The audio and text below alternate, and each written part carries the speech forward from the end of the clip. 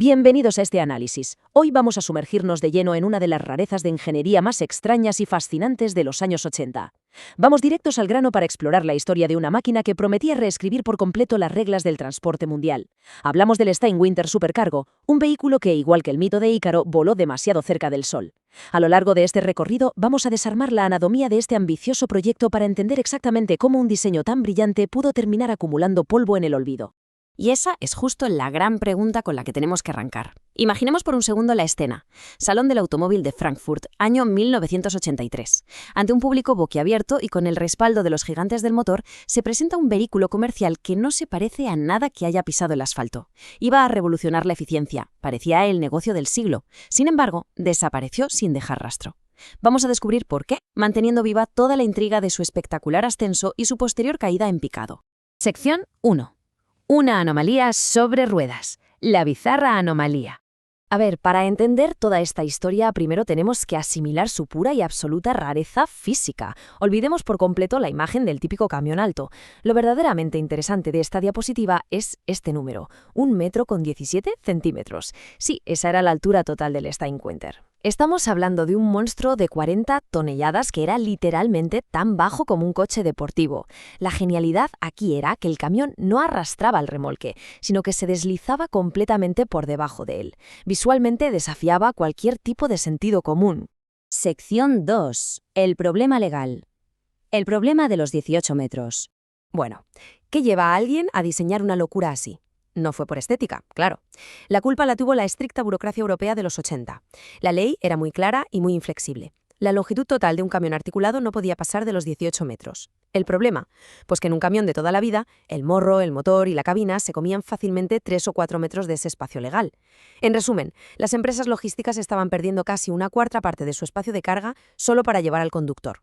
Y esto ilustra de maravilla la genialidad de Manfred Steinwinter. Encontró una laguna legal espectacular. Si metemos al conductor y al motor en una especie de patinete gigante debajo del remolque, adiós al espacio muerto. De la noche a la mañana, la zona de carga pasaba de los 12 metros habituales a casi 15,5 metros. Era un aumento del 50% en el volumen de carga sin pasarse ni un milímetro de los 18 metros legales. Para cualquier transportista de la época, esto era como encontrar la gallina de los huevos de oro. Y ojo que las ventajas no acababan en el espacio. Al esconder el camión bajo el remolque, eliminamos de un plumazo esa enorme pared plana frontal que tienen los camiones normales. Aerodinámicamente, esto era una revolución. Sobre el papel, significaba un ahorro de combustible gigantesco en rutas largas. Era el combo perfecto. Llevas mucha más carga y encima gastas menos gasoil. Sección 3. Ingeniería al límite. La maravilla plana. Vale. Vamos a meternos de lleno en esto, porque encajar todo un camión pesado en el chasis de un deportivo es una barbaridad mecánica. Mirad estos datos. El corazón de la bestia era un enorme motor diésel V8 de Mercedes-Benz con doble turbo. Daba 400 caballos, tenía una caja de cambios manual ZF de 16 velocidades y movía 40 toneladas. Empaquetar todo ese músculo de maquinaria pesada en algo que levantaba del suelo lo mismo que un Porsche es simple y llanamente un milagro de la ingeniería. Para conseguir este rompecabezas, el enorme V8 se metió en la parte central trasera. Pero lo más alucinante es la suspensión neumática. El camión podía literalmente agacharse aún más para colarse bajo la caja y luego inflarse para engancharse al remolque, que se sujetaba en el mismísimo techo de la cabina. Además, tenía dirección hidráulica en ambos ejes para poder girar. Por dentro, nada de sillas de camionero. Íbamos casi tumbados en asientos de competición recaro, junto a una minúscula litera. Era más parecido a pilotar un caza que a conducir un camión. Sección 4. Choque contra la realidad. En los salones del automóvil todo era espectacular, pero cuando la marca y los transportistas se llevaron este juguete a la vida real, las cosas se torcieron, y muy rápido.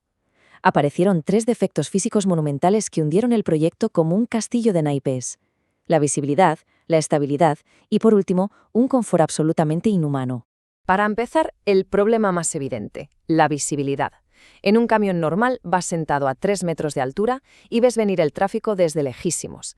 Aquí ibas a ras de suelo. Teníamos la perspectiva visual de un coche de Fórmula 1, pero manejando un mastodonte que necesitaba muchísimos metros para frenar. Imaginemos el terror absoluto de ir por la autopista sin poder ver nada más allá del parachoques del coche que va delante. Frenar a tiempo era casi una ruleta rusa. Luego entra en juego la física pura y dura, y el famoso y temido efecto tijera.